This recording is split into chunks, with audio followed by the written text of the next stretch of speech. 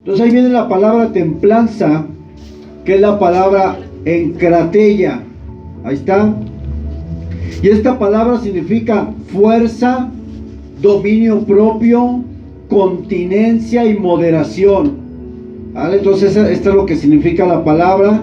Y vamos a ver la siguiente, que dice: es la habilidad dada por el Espíritu Santo como un fruto para ser disciplinado y tener control sobre las pasiones y los placeres de los sentidos, sobre las circunstancias externas y sobre nosotros mismos. Es decir, el dominio propio tiene que ver con lo que sucede a mi alrededor, pero tiene que ver con lo que yo tengo adentro, que va a dominar o va a determinar cómo reacciono ante las cosas externas. Y quisiera tocar la templanza o el dominio propio en el carácter cristiano, que es donde todos luchamos, donde estoy seguro que todos luchamos. Vamos a Juan capítulo 18, versículo 10 y 11. Y tenemos la narración donde van a apresar a Jesús.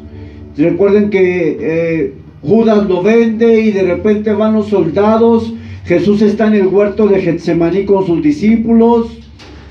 Y de repente en el versículo 2 dice así, versículo 10, vienen por Jesús, lo van a apresar, y Simón Pedro, que tenía una espada, la desenvainó e hirió al siervo del sumo sacerdote y le cortó la oreja derecha, y el siervo se llamaba Malco.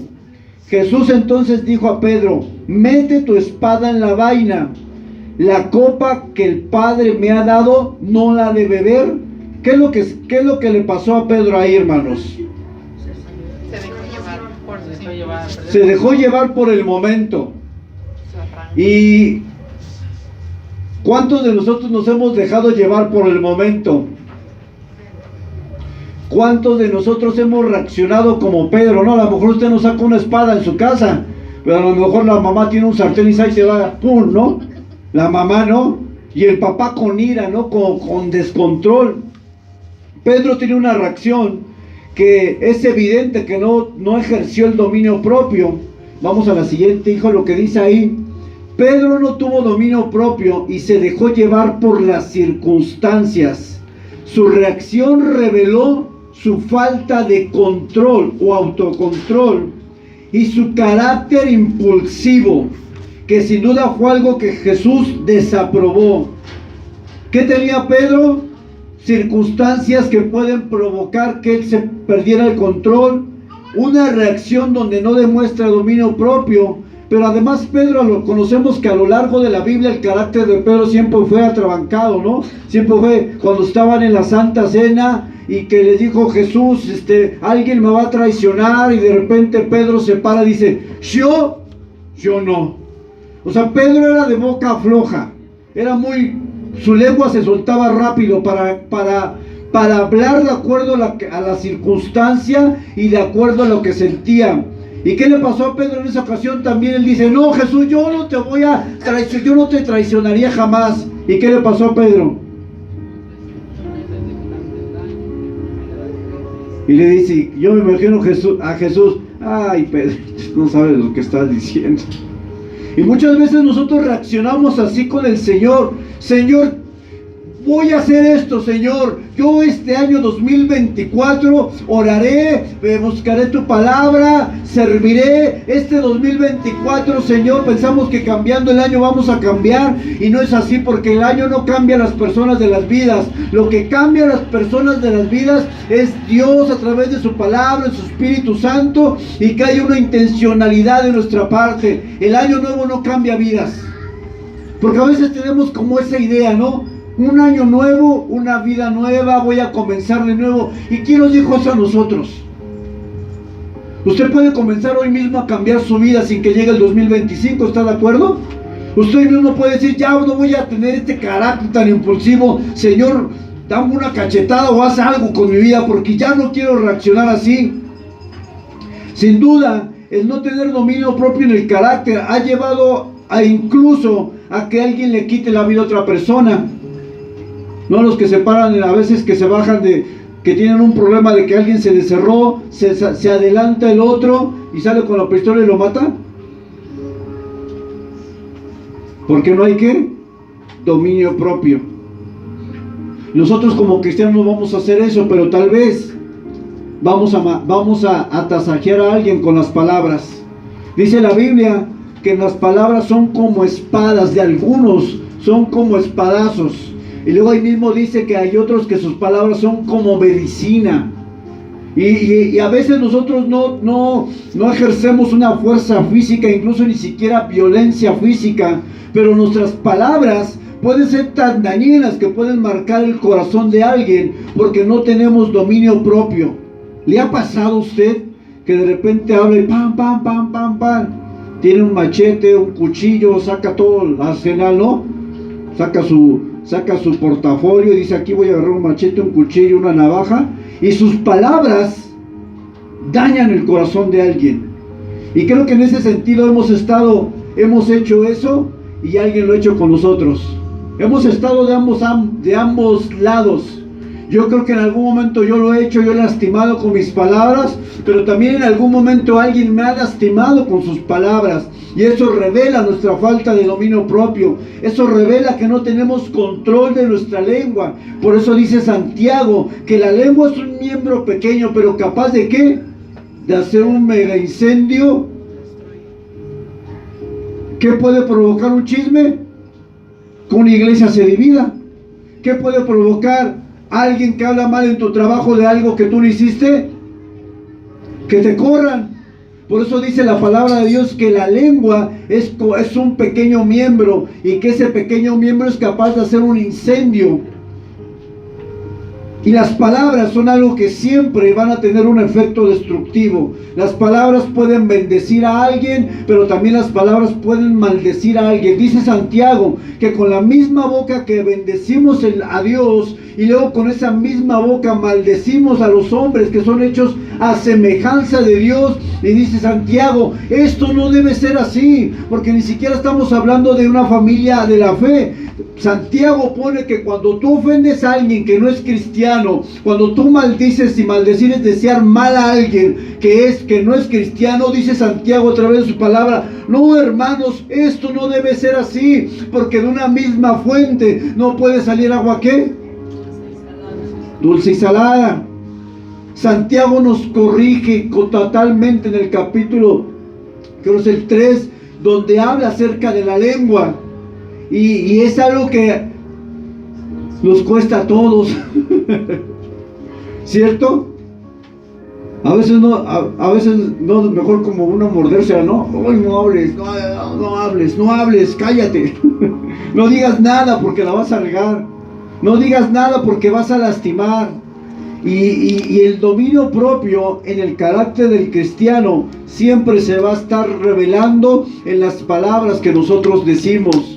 Por eso la misma Biblia dice que nuestras palabras deben ser sazonadas, ¿no? Que dan gracia a las personas que nos están escuchando. Tienen que ser palabras de bendición, tienen que ser palabras de edificación para los que nos escuchan.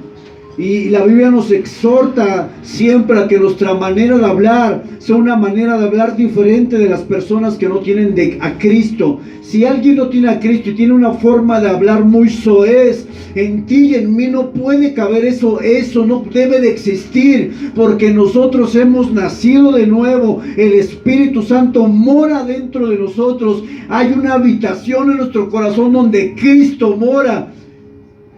Y no creo que Dios se manifieste en nuestra vida cuando nosotros estamos hablando de esa manera. Yo cuando no conocía de Cristo fui una persona muy grosera, porque así me crié con los amigos de la cuadra.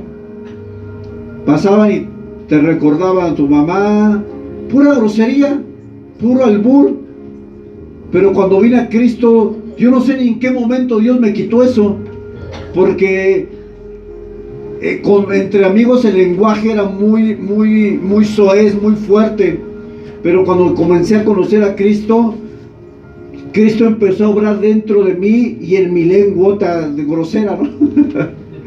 Y de repente ya no me di cuenta cuando yo empecé a reducir. Hay veces que Dios te quita algo de golpe. hay veces que Dios te lo va dejando gradualmente porque está trabajando con tu corazón. Cuando uno viene a Cristo, hay pecados y hábitos que Dios te los quita al llegar a Cristo. Pero hay hábitos y hay pecados que no te los quita, te los deja ahí. Porque eso es algo que Dios quiere trabajar contigo de manera profunda. ¿No le pasó que cuando vino a Cristo hubo pecados en su vida que ya no más? Pero no se da cuenta que hay cosas que no se las ha quitado el Señor. Que todavía hay un lastre en nosotros. Y el carácter impulsivo es uno de los lastres que más daño trae a la vida del cristiano. Una persona que se pone como Hulk va a lastimar a todos a su alrededor. Va a lastimar el corazón de muchas personas. Porque esa persona no tiene dominio propio de su lengua. No tiene control, autocontrol, no tiene moderación. Y por eso hoy hay que pedir a Dios, al Espíritu Santo, que ese fruto sea algo real en nuestras vidas. Jesús fue algo que desaprobó totalmente. Porque Jesús tenía un propósito. Y Jesús tenía que ir a la cruz. A la vista de Pedro, él estaba haciendo lo correcto, él estaba defendiendo a su maestro. Pero dentro del propósito divino, Jesús tenía que ir a la cruz. Él vino para ir a la cruz. Él vino a morir en esta tierra. Ese era su propósito, esa era la voluntad del Padre. Y dice que con todo eso el Padre quiso quebrantarlo, quiso molerlo en la cruz. El carácter es algo que nosotros tenemos que trabajar constantemente, porque ese nos va a llevar a muchos problemas. ¿Le ha llevado a problemas su carácter impulsivo? Ya hasta si no nos enojamos 3 veces al día, hasta nos sentimos que ya estamos pecando, ¿no?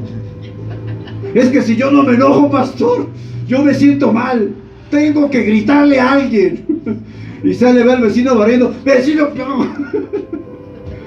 Alguien tienes que gritarle al día.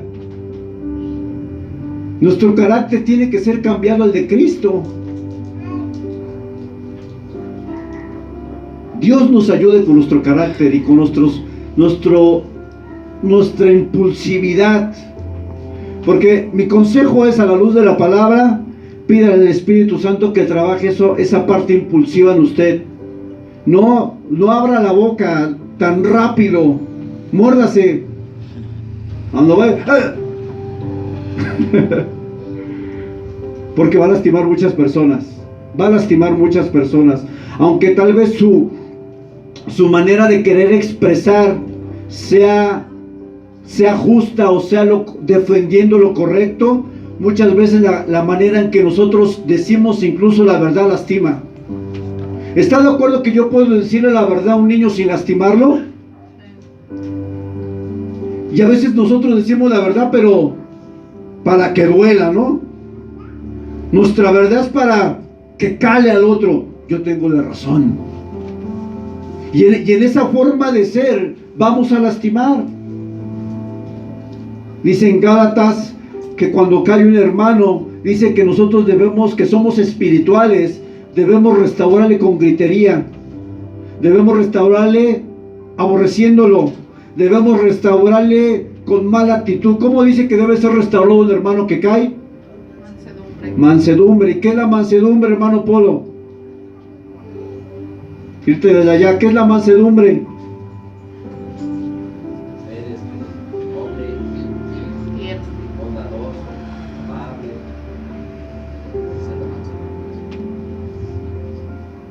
Y cuando expuso el hermano Polo sobre la mansedumbre, yo también ahí venía escrito en sus diapositivas que la mansedumbre se aplica cuando la persona que cayó, la persona tiene la disposición a ser restaurada. Porque está de acuerdo que cuando a veces caemos no tenemos la disposición a ser restaurados. Y aunque tú quieras hablar con mansedumbre, hay personas que no, yo ya no, me salgo, ya no voy a entrarle. Entonces la mansedumbre es aplicable a esa persona que se arrepiente de corazón y tiene una actitud de restauración, una actitud de que va a cambiar tal vez el error en el cual cayó. Así es que Dios nos ayuda a cambiar este carácter tan feo que a veces tenemos todos. Todos explotamos, hermano. Aquí no puede decir que, no, pastor, yo soy un ángel y estoy flotando en mi casa y llego así en la cama y llego flotando. ¡Ah! Todos hemos explotado. ¿Hay alguien aquí que no haya explotado alguna vez? Hasta mi hijo ha explotado también. Nos ha pasado a todos. Solamente ahí Dani no ha explotado, ya levantó la mano. Hasta él. Dios nos ayude a todos nosotros, porque todos luchamos con eso, sin dudarlo. Dios nos ayude a cambiar nuestro corazón y nuestro carácter, que sea como el carácter de Jesucristo, quien es el mismo dice: aprended de mí, que soy ¿qué? Manso y humilde. Dios, ayúdanos a cambiar esta cabezota que a veces nos lleva a malas consecuencias. Dominio propio o la templanza en los placeres carnales. No le pases todavía, quédate ahí. Dígame un placer carnal. Carnal. Un placer carnal. Dígame una hermana Lulú. Lulú González. Un placer carnal. Hermana. Un placer carnal, dígame. ¿Y uno? Hermana Lulú Arriola. Un placer carnal. Oír música de unos años y dormir mucho. Bueno. A ver, Leo, dime un placer carnal, hijo.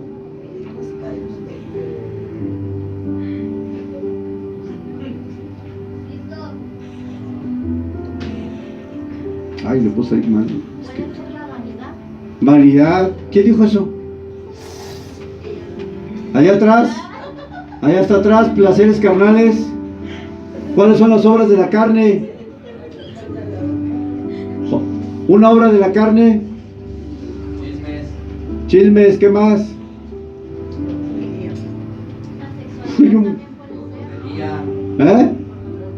Glotonería. Pornografía. Lascivia. Vamos a ver la siguiente diapositiva. Ahí puse pornografía. Es una palabra nueva. El uso del celular. ¿Cree que sea un placer carnal? Sí. ¿Qué satisface el celular de nosotros? Sus dedos son carnales, hermana. Me decía una vez un joven: pastor, esto es la caja de Pandora, porque sabe que usted por medio de un celular, ¿hasta dónde puede caer una persona? Hasta lo más profundo del pecado, por un celular, por un mensaje, por una conversación, por una relación con una persona. El celular, hermanos, si no tenemos si no tenemos autodominio propio, el celular lo puede consumir en muchos pecados. ¿Qué pasa si le quitan un celular un día? ¿Cómo se siente? Ya se está ahí. Internet, ¿dónde hay datos? Es más, usted puede no comer, pero con que tenga datos, ya tiene su postre, ¿no? Aunque no haya plato de comida, tengo datos, pastor. Ya con eso. Hermano, el celular es una herramienta que puede servir para bendecir o para destruir. ¿Cuál es? ¿En qué momento bendice o destruye? En el momento que tú pierdes el control sobre el celular. En el momento que tú pierdes el control con el celular, vas a caer en muchos pecados. El celular es terrible, ¿eh? Y sobre todo el Facebook. Les voy a decir por qué. Porque en el Facebook de repente estás viendo ahí y te salen imágenes de mujeres semidesnudas. Y uno se puede quedar atrapado con eso ahí. Y nadie te va a ver. Nadie de los hombres sobre esta tierra tal vez. Pero hay alguien que te está observando. Y que está observando si tú tomas la decisión de seguir, de quedarte ahí, o de salir. ¿Sabe que el celular es una de las de las herramientas que el enemigo usa para que muchas personas queden atrapadas en todo el tema sexual? ¿Sabe cuántos jóvenes hay perdidos hoy por esto? En lo sexual. ¿Cuánta pornografía se consume desde la niñez? Y sabe que una persona que consume pornografía es una persona que está dañando, se está dañando en su mente. Y el modelo que Dios traza para el matrimonio, para las relaciones personales, esa persona se está deformando ese diseño divino. Y en el momento que esa persona se casa, lo que va a querer hacer es lo que vio en la pornografía, cuando muchas veces eso es totalmente equivocado y es totalmente en contra de la palabra de Dios. Una persona atrapada en pornografía es una persona, hermanos, que sin darse cuenta está dañando su mente, y esa mente que se está llenando de podredumbre en algún momento puede hacerlo perder el control y tratar incluso de violar a una persona. Yo conocí un caso así de un joven que me dijo: yo pensaba violar a una prima porque consumía mucha pornografía. Es terrible. Y ahora no solamente los hombres, también las mujeres lo hacen. Todo lo que tiene que ver con sexo puede destruir la vida de nosotros.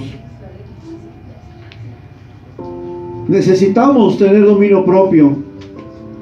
Dice la Biblia en 1 Corintios 7, ahí está la que sigue, con respecto al sexo. Dice: pero si carecen de dominio propio los jóvenes, cásense, que es mejor casarse que quemarse. Y ahora aquí quiero hacer una aclaración, porque voy a decir, ya el pastor ya autorizó. No, espérense. Eso dice Pablo a la iglesia de Corintio. Ese es un consejo de la palabra de Dios para ellos, para los jóvenes. Pero también, aunque hay un momento de la edad de los jóvenes donde son casaderos, por supuesto, hay una etapa casadera, pero tampoco yo le voy a decir a mi hijo de 3 años, si te estás quemando, cásate, ¿no, verdad?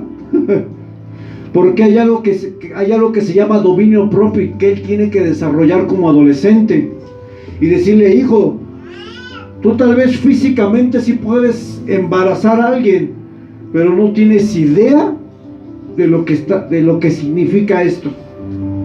Físicamente puede hacerlo tal vez, pero no está ni preparado ni económicamente ni espiritualmente. Es un niño prácticamente. Y los jóvenes tienen que tener dominio propio para controlar esos deseos. Y no solamente los jóvenes, hay personas adultas que tienen problemas con la lascivia, con lo sexual. Y eso es algo que tiene que venir a la luz de la palabra, porque es algo que nosotros tenemos que considerar, que eso es desagradable a los ojos de Dios. Y muchas veces les he dicho que las cuestiones sexuales, todo lo que tiene que ver con sexo, maldice o trae mal a la economía de las vidas. Una persona que tiene problemas de pecados sexuales no va a avanzar. Una persona que tiene problemas de pornografía, de lascivia, de todo lo sexual, no va a avanzar, siempre se va a estancar, porque eso trae maldición a su vida, todo lo sexual. Y para ser libre de eso, esa persona tiene que venir a la presencia de Dios y pedir al Espíritu Santo que lo haga libre. Cualquier cosa que pasemos de exceso, el alcohol, incluso el comer excesivamente, ¿verdad?, son cuestiones que nos pueden llevar a vivir atados a pecados que podemos arrastrar durante años. Desde que conoció a Cristo, ¿ha habido un pecado que no lo ha dejado levantarse? A veces llevamos 15 años en el Evangelio y hay un pecado que flagela nuestras vidas. Una lucha interna que nadie sabe. Algo que solamente tú y Dios conoce, con lo que luchas en la intimidad. Y Dios quiere hacernos libres. Porque aquel que desea ser usado por la presencia de Dios de una manera... Ya me puede abrir la ventana, ¿no? Si es minuto, por favor. Aquel que desea ser usado por Dios y que tiene el anhelo de servir a Dios mientras el pecado o hay un pecado constante en su vida, esa persona va a estar siempre limitada en poder y autoridad, porque cuando pecamos perdemos la autoridad, pero también el Espíritu Santo no puede fluir en un drenaje que está tapado con el pecado. Él no puede fluir, Él no puede usar a una persona que tiene un pecado oculto, Él no puede usarla, porque el pecado lo que hace es que limita el poder de Dios sobre esa persona. Por eso pedimos que nosotros como cristianos debemos decir al Señor: ayúdame a vivir en santidad, ayúdame a guardar mis pensamientos, mis ojos, mis emociones, incluso de sentir algo con alguien que no debe ser, los casados con alguien que no debe de ser, las casadas con alguien que no debe de ser, porque todos somos tentados y tenemos luchas. Porque a veces pensamos que solamente los jóvenes batallan, no, también los adultos batallan. Y Dios quiere que nosotros vivamos en santidad. Pablo, hablando en la primera carta a los Corintios, haciendo la comparación de que somos como atletas, dice ahí en 1 Corintios 9:25, los que se preparan para competir en un deporte evitan todo lo que puede, ¿qué?, hacerles daño. Tengo varias versiones ahí. Todos los atletas se entrenan con disciplina. Todo aquel que lucha de todo se abstiene. Todo aquel que lucha en todo demuestra templanza.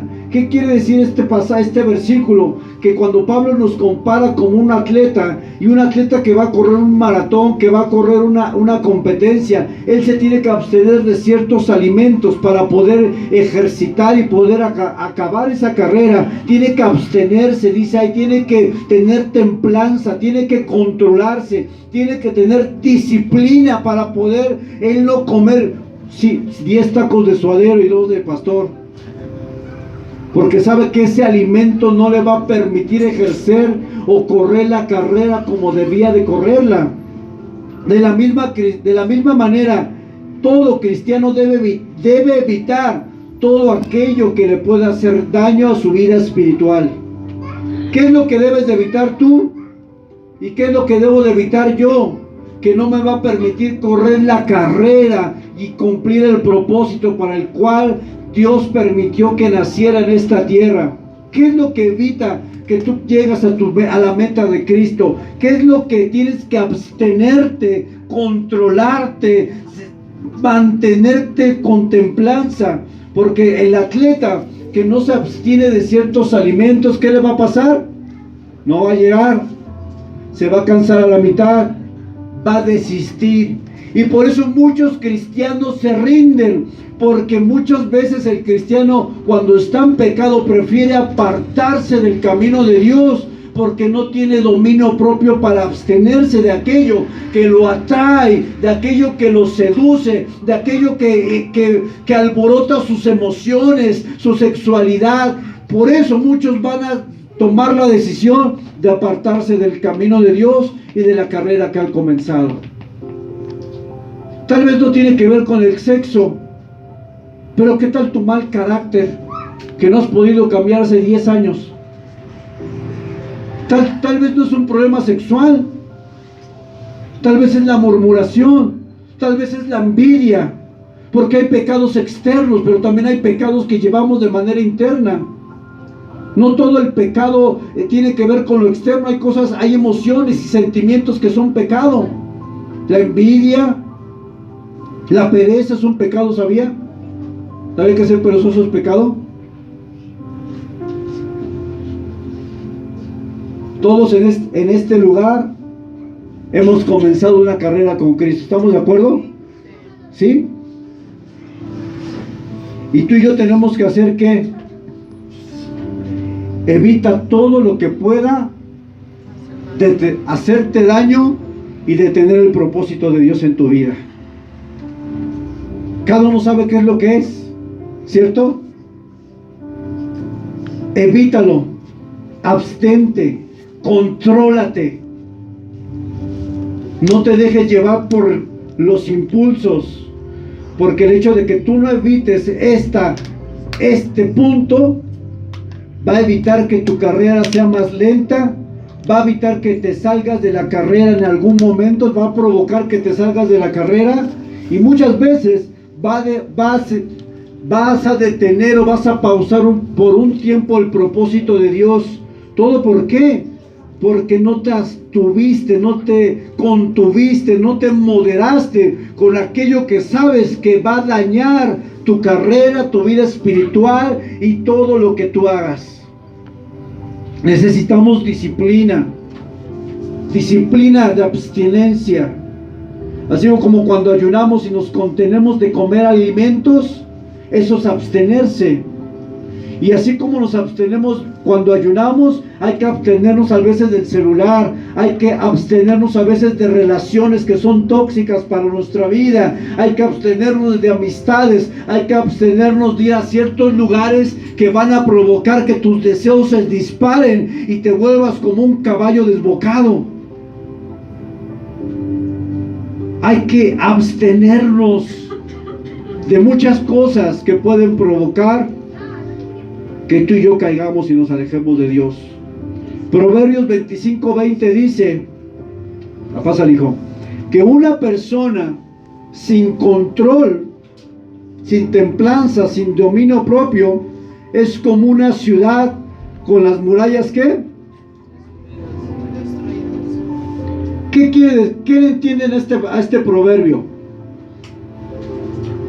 ¿Quién me quiere dar a entender lo que dice esto?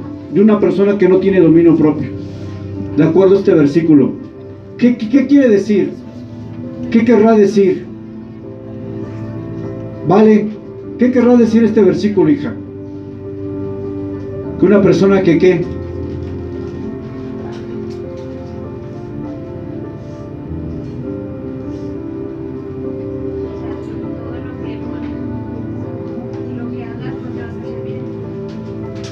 ¿Para qué son las murallas? Para protegerte. En el momento que no hay murallas que te protejan, tú te vas a ir en banda. No hay algo que te va a contener. Cuando nosotros no tenemos dominio propio, no hay algo que contenga de que digas palabras, no hay algo que contenga tus emociones, no hay algo que contenga tus pensamientos, no hay algo que contenga tu mirada. Porque pecamos con la mirada, pecamos con pensamientos y pecamos con palabras y acciones. Cuando tú y yo no tenemos dominio propio, estamos a la deriva. Y las murallas eran usadas y han sido usadas en todo tiempo para protección de ataques enemigos. Entonces, cuando alguien no tiene dominio propio, ¿de quién es blanco? Del diablo. Dice la palabra que el enemigo nos lanza ¿qué? Dardos.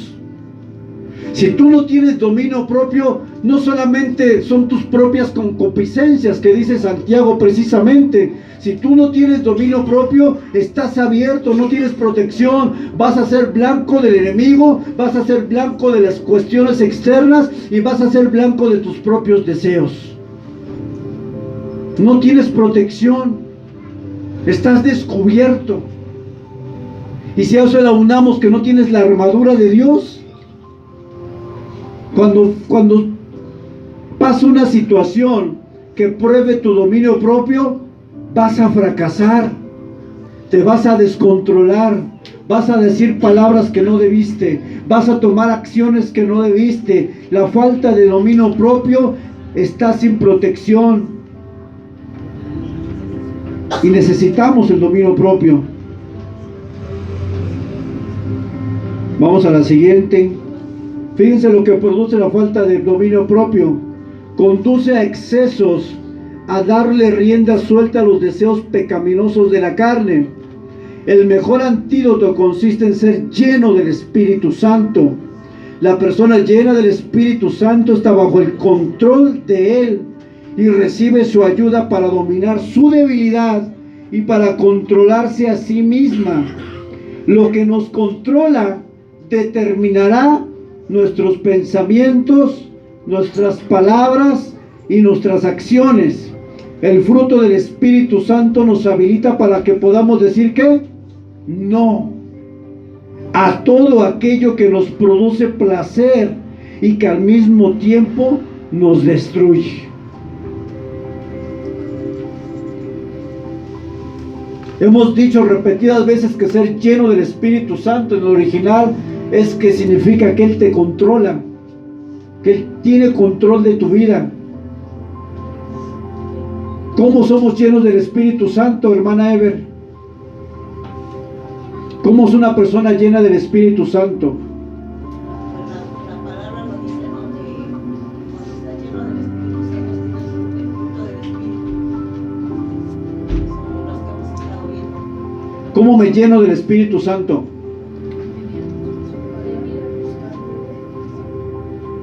¿Cómo?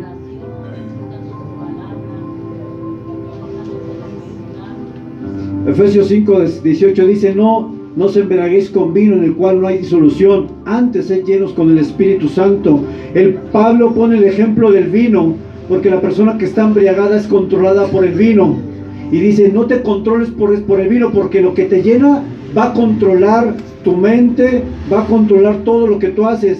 Pero, dice, más bien sé lleno con el Espíritu Santo de Dios, porque en el momento que somos llenos con el Espíritu Santo de Dios, Él controla todo nuestro ser, nuestras palabras, nuestra manera de hablar, nuestra manera de comportarnos. Y por eso debemos ser llenos con el Espíritu Santo de Dios.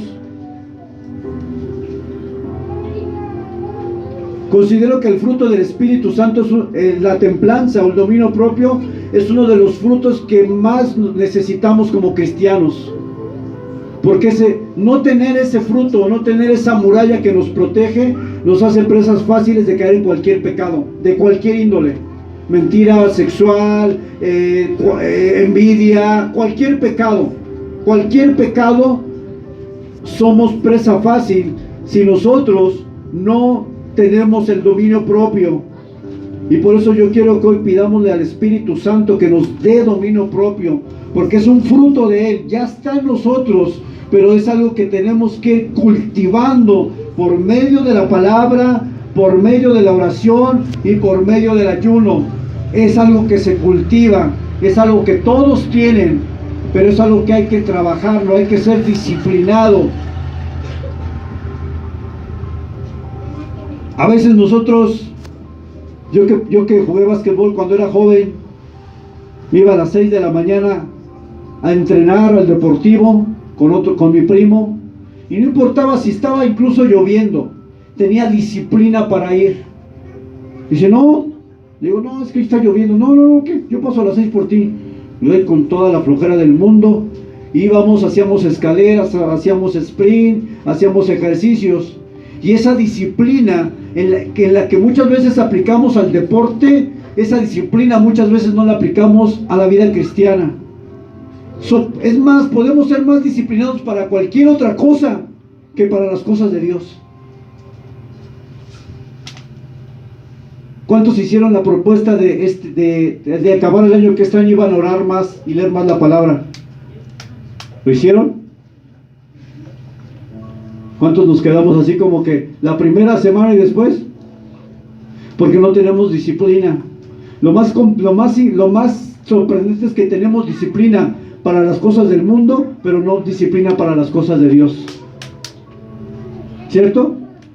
Los estudiantes que tienen que entregar sus trabajos, todo eso, tienen disciplina para hacerlo. Los que vamos a trabajar, los que trabajamos, tenemos disciplina para estar a las 8:00, porque esa hora, si no checas, te descuentan, te llama la atención. Tenemos disciplina para todo, pero menos para las cosas de Dios.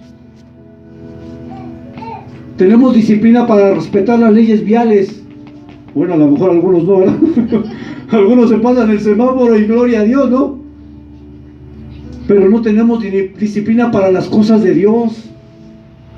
Es increíble que desestimamos muchas veces las cosas de Dios y les damos mayor peso y mayor entrega y pasión a las cosas que son pasajeras, y que no es que no sean importantes, sino que cuando nosotros buscamos el reino de Dios y justicia primero, todo lo demás se da ¿qué?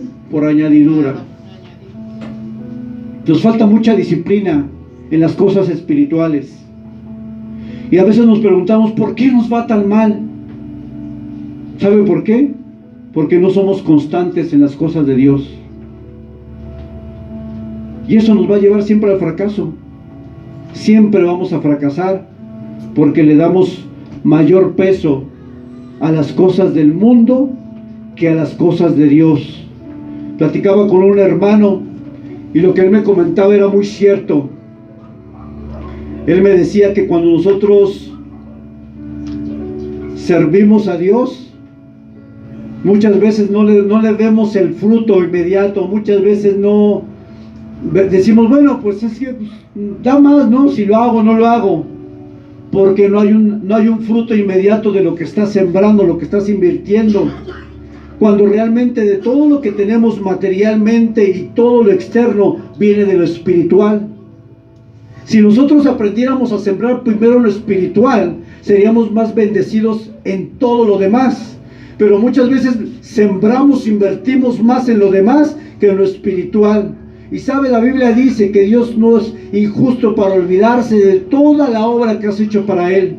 Cada cosa que has hecho, cada vez que has tendido la mano a alguien y nadie te vio, cada vez que tú como maestra te acercaste a un niño y le diste una palabra de aliento y que nadie te vio, cada vez que tú levantaste un papel, cada vez que tú veniste a trapear, tal vez nadie lo reconoció y tal vez nadie lo reconocerá, pero estás invirtiendo en una tierra que es fértil, que da vida y que da fruto. Pero si tú inviertes más en esto que en esto, esto siempre va a ser perecedero y siempre va a ser temporal y se va a cortar. Pero si tú inviertes en el reino de Dios y su justicia, dice la misma escritura que las cosas te van a salir mal, bien.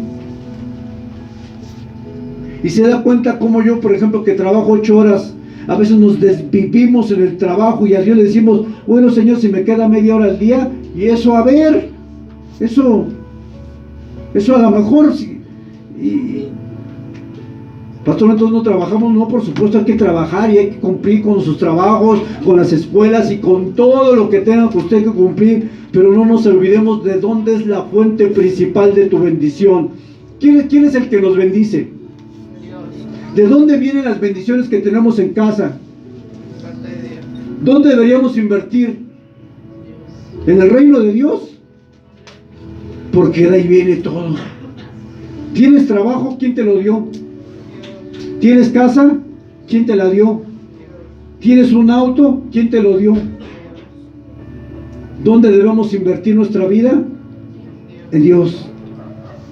Y Dios va a bendecir lo que tú necesites.